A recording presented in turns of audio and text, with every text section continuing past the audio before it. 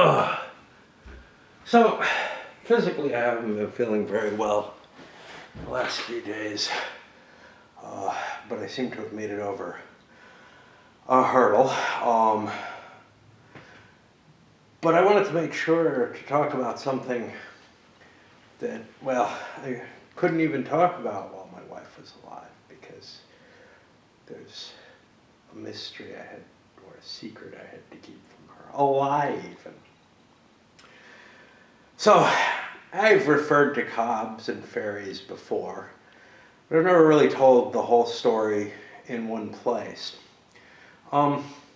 Fairies were a little game that we came up with in Phoenix, more or less.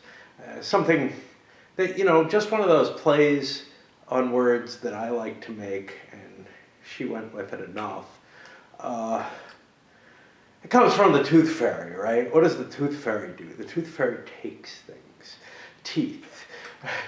There may have been other examples, fairies stealing children and stuff like that. But the key to the whole thing became there were specific types of fairies which each took a different thing. So, you have the Tooth Fairy, but you would also have the Dirty Dish Fairy, or, I don't know, the Dust Fairy, just anything that disappeared without one person understanding exactly why it was, we would accuse the fairies of having done it. And it was just, a fun little play that, one of many of these types of things that happened. But when we moved to Eugene and I started seeing these visual glitches, I'd say, almost, in reality, something that maybe I've always been afflicted with, but it felt more severe here, especially once I moved to this location. And they aren't limited to the hill by any means. But I did see more of them right here than I did throughout the town. These would be quick-moving shadows or pools of light moving. It's hard to explain them, but the only rational explanation is all the shit that's wrong with my vision. Some kind of little artifacts of that were becoming more common. And I know I saw things like this at other times in my life. I can remember being pretty young and, seeing something. And it probably happens to everybody to some extent, but I feel like it was happening more and more to me. And because I believe that I live near a nexus, I think there's one on this hill, actually. I sort of associated these visions with that, and some of them were quite large. I mean, in a couple of instances, I saw something the size of a bear. In one case, it dove into the river without a splash or anything. In another, it was in the woods moving.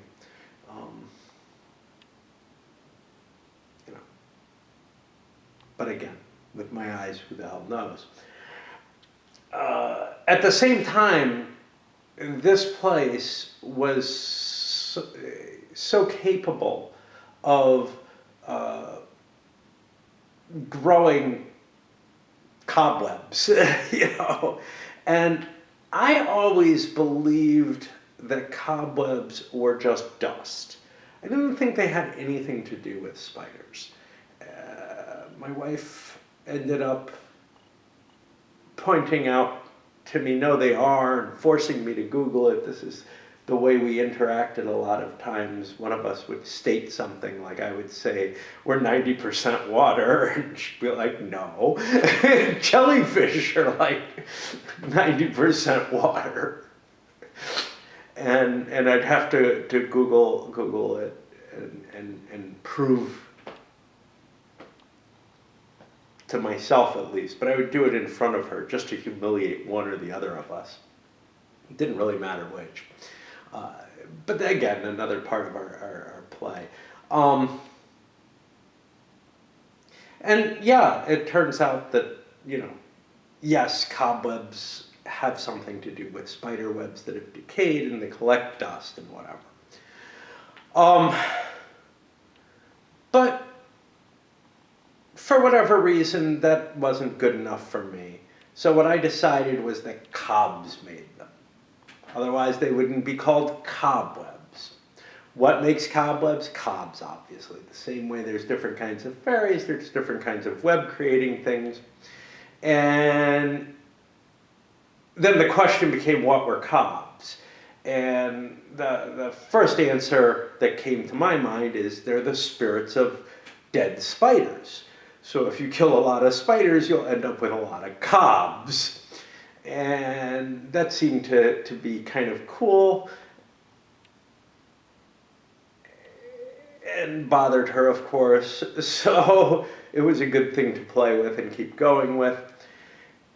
But then somehow I associated these visual glitches that were becoming more and more common with the larger quantity of cobwebs that my very hard to dust location that is filled with spiders creates.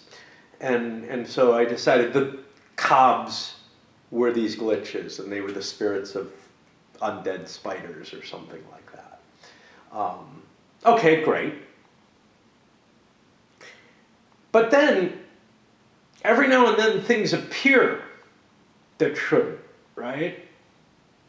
I've lived in places where stuff would appear and disappear, or disappear and appear. You'd find something somewhere it couldn't possibly have been. You knew you had looked for it there. But just because all things in my world have to kind of neatly tie together, since fairies take things away, and we were starting to find things more here, I started to argue that cobs brought things. They found things that were missing or whatever. And they were in a constant war with the fairies. In terms of like relocating objects, nothing else. So that became a thing, just part of our play. And again, this is why, one of the reasons I want to record these pieces is this kind of game is not going to happen. This particular game is never going to happen again. It's never going to develop in the same way. It's never going to have the same meanings that it does. And, with other people that I had such games, my father and I had one when I was much young, fairly young, early teens maybe, with rag birds, which were just like pieces of cloth or plastic bags or whatever that would be hanging off a tree or something and kind of looked like a bird, I guess, to him at one point or another. And we just started calling everything that looked like that a rag bird. And we would discuss the nesting habits of rag birds and everything. And this is the whole thing. You go into this whole creation to explain everything from the point of view of these twisted little pieces of imaginary explanations that you've already put into place and make them more and more significant. And I do remember that one at least. I'm sure I've had these with everybody I've been with to some extent or another. But, my recently passed wife and I really played off them maybe more heavily than I ever have with anyone else.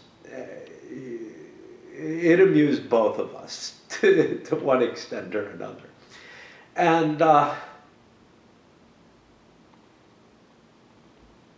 so one of the things that happened was, I don't know if I should go into this yet. Let's wait. uh, One of the things that happened was there are a lot of little gnats or some kind of little insect that fly around over in the Enchanted Forest part where she now resides. Uh, and is a part of. And I decided if there are physical Cobbs or some kind of embodiment of Cobbs in these visual glitches, well, there has to be some kind of physical embodiment of fairies. And since, you know, it's not like I put a lot of thought into any of this at the time. It comes later. But, you know, all these little gnat-like things became fairies. And so from then on, whenever like we walk through a cloud of, you know, insects, I'd be like, be careful, don't swallow any fairies, or stuff along those lines. So that was, you know, another parallel track created by the Cobbs having some sort of existence to them. And it fits in well with other things, you know, that came previously in my life. So like a book that I very much enjoyed and still have, Merlin's Ring, which I would read aloud on video if it were able, if it weren't for the copyright rules. The fact that they like extended them so far makes things ridiculous. Things are starting to come in now that are like, well, maybe someday, if I live that long, which is unlikely, I think, but that I'd be able to read things like the Tolkien Reader or something. I'd have to look and see the copyrights on specific stories. There's a couple in particular that I'd like to read. One thing that's available is Lord Dunsany, and I always kind of withhold from trying to get some of his books. I always think of him as the better version of Lovecraft. Less horror, but same kind of imagery, but better done, in my opinion. But anyway, as we wander off along some unforeseen paths, I guess the last thing on the Cobb and Fairies story, although they've been around for a long time, is fairly early. The first couple of years we were here, I lost the lid to this cup. Now this cup is really important to me. Why? I don't know. I think I bought it here on my first incarnation in Eugene, but at a Goodwill or whatever. But it was similar to another cup I had. I find them very, very good. They don't keep things terribly warm, but they're easier to nuke stuff in. They hold a lot of liquid. I like the way the lid works on them, and just something about them that I like. I've had 2 or 3 throughout my life. They're hard to find. I've tried looking online to replace because the lid to mine's breaking now. But anyway, I lost the lid, and I was devastated by this, honestly. I mean, you know, I have cups in better condition, but that have lids, but none of them, you know, serve the same value to me. And so, and I could buy others, but again, they don't serve the value that I really require. And I don't know, you know, where or how I can find another one like this. So that was kind of disturbing, and I couldn't find it. You know, I looked everywhere in the house. I looked in the yard with the thought that I might have dropped it somewhere or whatever. And many months later, it shows up on the kitchen counter. And my wife sees it, and she's like, and I can't recall this completely. She's like, "Oh, you found your lid. Where was it?" I'm like, "Oh my God, the Cobbs brought it." And I don't think there was anything she was ever so adamantly unaccepting of the game for as this. And throughout the next few years, you know, however long she existed with me after that, um, I simply wouldn't tell her anything more than that. Now, you know, obviously, neither of us are completely insane. We all have some sort of, well, both of us had some sort of rational underlying, and just wouldn't believe in the games. And, you know, she knew I found it somewhere and put it on the counter to lay this whole trap or whatever. But the truth of the matter is, I found it in a really fucking odd place. It was out in my yard, but like at the edge of the yard near the park. It must have I must have taken the cup for a walk or something, which I do quite often, and it must have the lid must have brushed off on a branch or something without me noticing. And then it was like, you know, a week later that or whatever, that I realized, wow, I have no idea where my lid is, and spent time searching for it. I had no idea that it could possibly be there. It was not a place I put it. But it was also not a matter of the Cobbs just bringing it back. And I would have never revealed this, I think. But now I figure, well, you know, if she's communing with the Cobbs as closely as I would suspect at this point, they probably have told her the truth. So I can afford to give up this little piece of the game, I guess. Yeah. So that's about the end of that, I guess.